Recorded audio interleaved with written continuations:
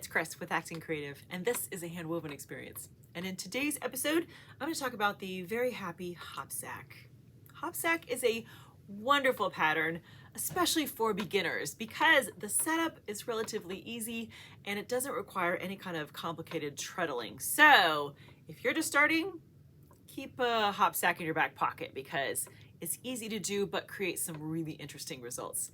Now, Hopsack has kind of a special place in my heart because the very first weave along, the Acton Creative weave along that happened in June of 2021, spontaneously was Hopsack, right? This is the project that I did from June of 2021, the very first Acton Creative weave along.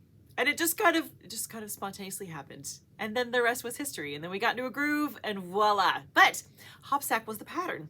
Now, when I looked back, I thought, surely I did a video about Hopsack throughout that whole experience. I didn't. So it is about time that we return to the very happy Hopsack. And I walk you through how you can have some Hopsack in your life because it'll really, I think you'll enjoy it. So let's talk about why Hopsack is so wonderful. The setup is easy, friends. The setup is just a straight draw. Now, if you aren't familiar with that term, a straight draw refers to how things are threaded, how your warp yarns are going through the shafts of your loom. And a straight draw is the easiest sequence. It is 1, 2, 3, 4, 1, 2, 3, 4, over and over and over again. Just like if you're setting up your loom for plain weave, right? Same thing. Here's where it kind of parts ways with plain weave though. For a Hopsack project, you are going to need floating selvages. You see these guys kind of hanging out? I have one on either end of the sides of my project here. Floating selvage, their job is to float. Sounds funny, but that is their whole job, is to float there so we have something to wrap our weft yarns around as we go from side to side.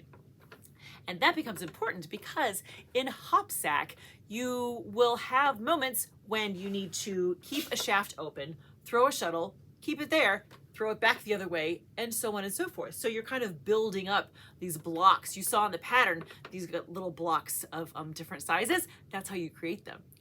So the setup for Hopsack, really, really easy. And I thought I would share with you today kind of the project that I'm working on now. This one is inspired by Ann Dixon's book. She has a couple pages on Hopsack, which are lovely.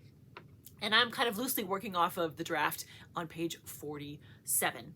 So the thing about Hopsack is that not only is the setup easy, the treadling is so easy because you have two choices. It's this or that.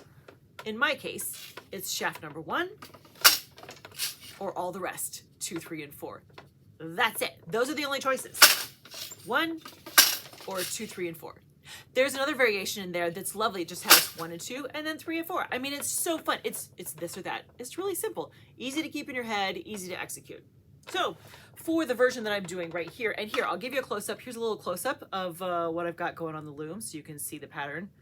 So for this right here, what I have happening is I've got 2 colors, which play with colors. You can have all the same color. Doesn't matter. I'm using 2 colors.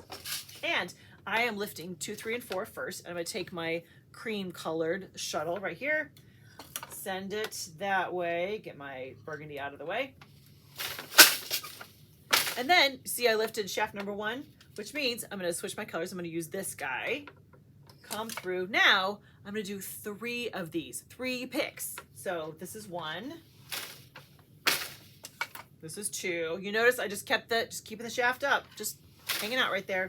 I'm wrapping around the floating selvages though each time so that it doesn't pull right back out. You've had that happen, right? Where you forget to switch and you don't have floating selvages, so the weft just comes right back out. In this case, I have floating selvages, so I just keep wrapping around them. This is number 3 right there. And then I'll switch back and I'll pick up my other color, and so on and so forth. So little by little then, I am building this really cool set of blocks, this real geometric look to the pattern, which is the beauty of Hopsack. So I hope that you will give it a try because honestly, it's hard to find a pattern that has an easier setup and treadling, but the options are limitless. Play with color, play with the ratios. There's all kinds of fun things that you can do with Hopsack. So especially if you're just starting, this is the pattern for you, friends. This is it. So I hope that you will give Hopsack a try, and put that in your repertoire of things to play with, especially as you're first learning. It's a great kind of introductory pattern.